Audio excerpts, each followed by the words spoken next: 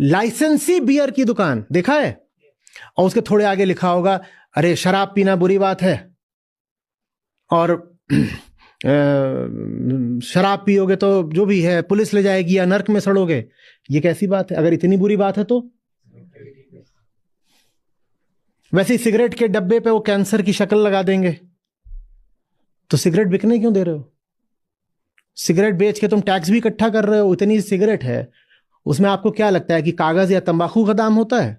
सारा का सारा दाम टैक्स का होता है, सरकार उसमें खूब टैक्स बनाती है सिगरेट पे।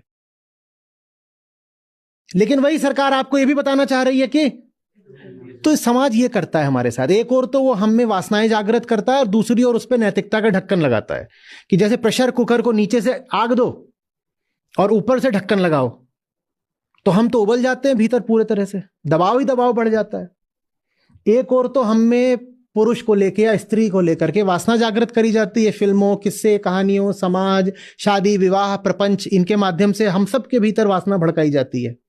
और दूसरी ओर यह भी कहा जाता है कि सबसे ऊंचा कौन है? ब्रह्मचारी। और जो ये बोल दे कि मुझे तो जीवन में किसी पुरुष या स्त्री की जरूरत ही नहीं, उससे ज्यादा पवित्र कौन हो सकता है? तो हम फंस जाते हैं। हम में वासना भी उबल रही होती है, और वासना माने सिर्फ दैहिक वासना नहीं होती, मानसिक इच्छाएं भी सारी, मैं उनको सबको वासना की श्रेणी में रख रहा हूं। भीतर हमारी इच्छाएं भी उबल रही होती हैं, लेकिन मुंह से हम स्वीकार भी नहीं कर पाते कि हमारे भीतर इतनी इच्छाएं हैं, क्योंकि स्वीकार करेंगे तो अपवित्र कहलाएंगे, स्वीकार करेंगे तो भोगी कहलाएंगे, हवसी कहलाएंगे। कोई जाकर के सीधे बोल दे कि मुझे पत्नी इसलिए चाहिए क्योंकि सेक्स करना है, दुनिया कहेगी छिच्छी। और अच्छा किसको माना जाता है? जो महापाखंडी हो, जो जाके बोल दे नहीं मुझे तो बस तन्हाइयों में एक हमसफर चाहिए। तन्हाइयों में हमसफर चाहिए तो लड़की काहे को चाहिए?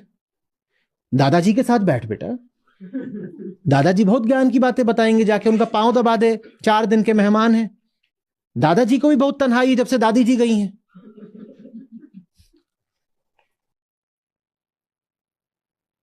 ठीक, ये होता है। तो इस मारे हम कभी स्वीकार भी नहीं कर पाते कि मूल बात क्या है। मूल बात वही है, फिल्मी इच्छाएं, और कुछ नहीं, कुछ और नहीं है, फिल्मी इच्छाएं, जिसमें मैं नहीं कह रहा हूं कि सिर्फ सेक्स है। बुरा लग जाता है, खासतौर पे महिलाओं को मैं बोल दूं, कोई महिला बोले मुझे पुरुष चाहिए, मैं बोल दूं सेक्स के लिए चाहिए, तो बहुत बुरा मानती हैं। विदेश में उतना नहीं बुरा मानती, भारत में बहुत बुरा मानती है। उनको बोल दो कि भाई तुझे पुरुष सिर्फ सेक्स के लिए चाहिए, एकदम ऐसे हो जाएगी, बिफर जाएगी, आपने मुझे कैरेक्टर समझ रखा है।